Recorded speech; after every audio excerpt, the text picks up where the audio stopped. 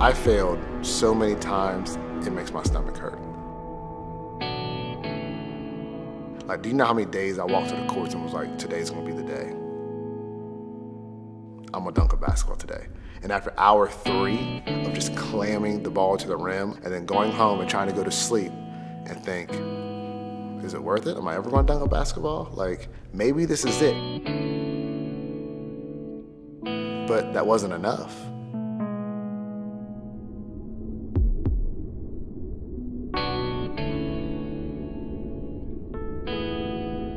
Because on paper, I used to look like, I wasn't even on the team. 5'5", 117 pounds.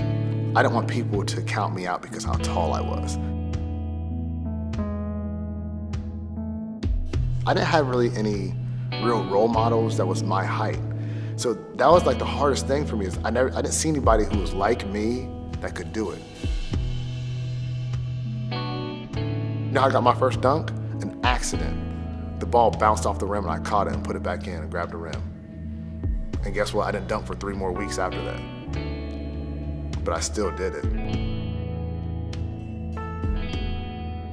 And then I saw an article about a Russian powerlifting team, and there was a fat Russian celebrating after a powerlifting event. And he was celebrating, but he was like 3 or 4 feet off the ground.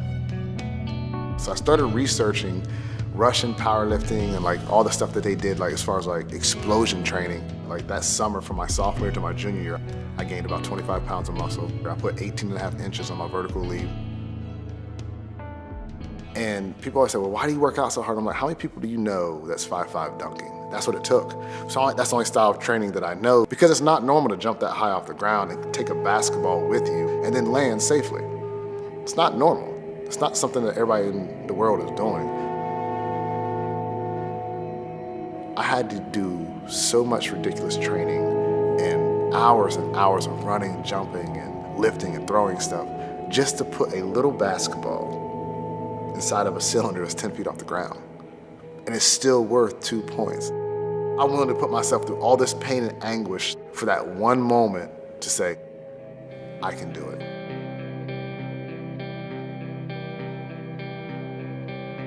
Everybody fails. The only way to get to succeeding is failing. You have to learn how to succeed. It's just that simple. It's not easy. Just because a road you choose doesn't have pavement on it doesn't mean you need to walk down it.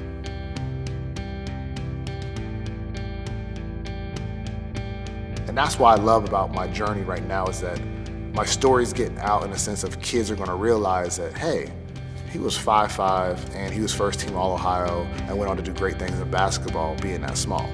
So I can do it too. Anything's possible, like anything. I'm just a small town kid from Ohio. My grandfather, my mother, they used to always tell me, work hard, work hard, work hard. And, you know, you're like, yeah, okay, but nothing's happening. And then boom, it's possible.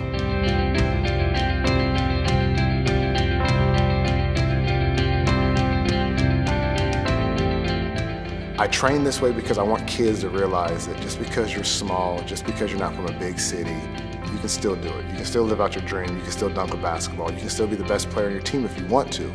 I always tell people, like, just because you see somebody who's small, don't count them out. And I think that's so cool is that I have the chance to tell that kid who's in Iowa right now, sitting in front of his computer watching a YouTube channel, and he finds my video and he finds out that I'm the same height as him, and for one split second, he may think, I can do it. And that's enough. Brandon Todd hits for a career-high 42 points, 10 three-pointers, and the Bobcats top 2 sectional move on to the sectional final.